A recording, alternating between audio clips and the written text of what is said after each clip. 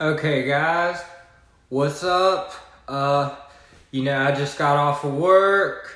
Thought I'd hit you guys with some knowledge. But thank you guys for everybody tapping in. But what's good? Welcome to Fed by Fire. And today we're gonna be diving into not one, but two major hits the feds just pulled off. Two different states, two different task forces, one message. The drug war in America is shifting, and it's getting violent, coordinated, and loud. Let's start now in New Mexico. Then let's slide to the big Texas San Antonio, because both these stories connect more than you think. Alright, I'm going to give y'all the first one. 31,000 fentanyl pills seized in New Mexico. So, first up, down in New Mexico on the Pablo Isleta reservation, I probably butchered that. The feds just bagged one of the biggest fentanyl hauls in Indian country has seen this year. 37,300 fentanyl pills, the street value of $1.5 million gone in one raid.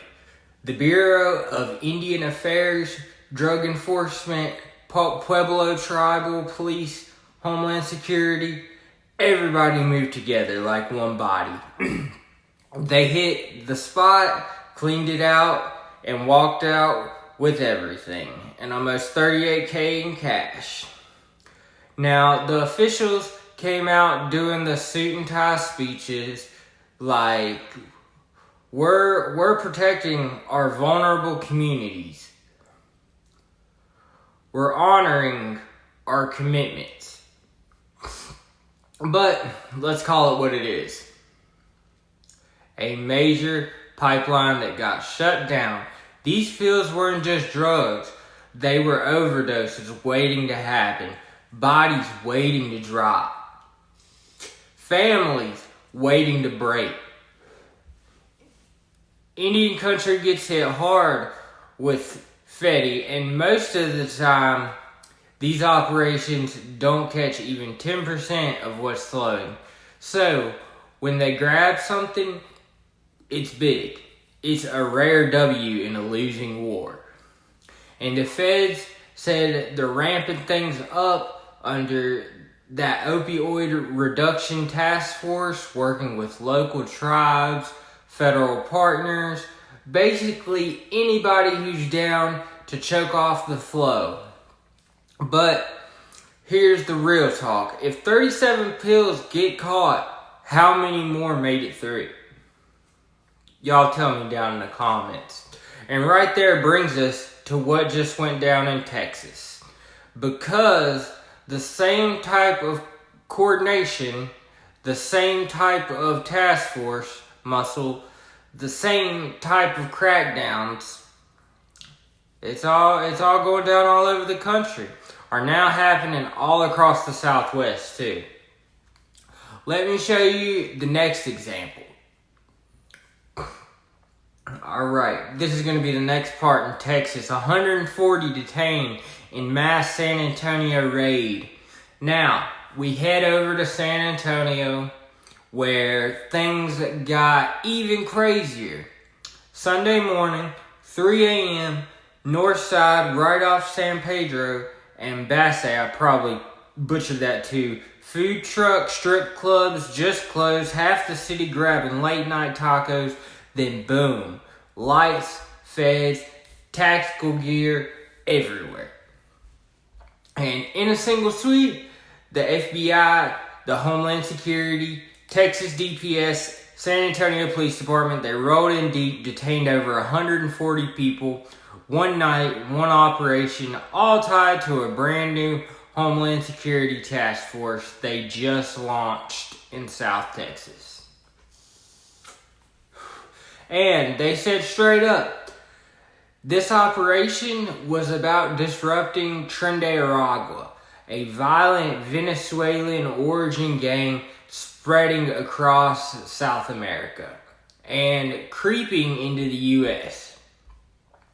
More than 140 undocumented individuals from Venezuela, Honduras, Mexico, and other South American countries ended up in ICE custody after the dust settled. This wasn't a random raid. This was a blueprint. DPS started the investigation. The task force executed it. They're calling it the first example of how they're about to move from now on. The FBI even said, we're dedicated to dismantling cartels, traffickers, human smugglers, anyone bringing violence into our communities. And this task force, it ain't small. The DEA, the U.S. Marshals, the ATF, the CBP, the Coast Guard, Texas, DPS, basically every three-letter agency you can think of loaded into one big machine. New Mexico showed the pill pipeline, San Antonio showed the bodies tied to the networks, and both operations tell you the same thing. The feds aren't just reacting anymore. They're going on the offensive. They're moving earlier, deeper, harder, and this isn't 2018. This isn't slow paperwork, heavy investigations. This is task forces, multiple agency, 3 a.m. knockdowns, and hundreds of detainments at once. The drug game is changing in a lot of ways, because the federal response is changing with it. But that's it for tonight. I'll be back at y'all later on this week. This is Fed by Fire, breaking it down raw, actually how it feels, not polished, not political, the truth behind the badges and the block.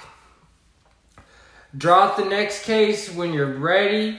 I'll keep cooking these gritty breakdowns for you. Thank you guys. I appreciate everything. Like and subscribe. Have a good night. I'll see you guys real soon.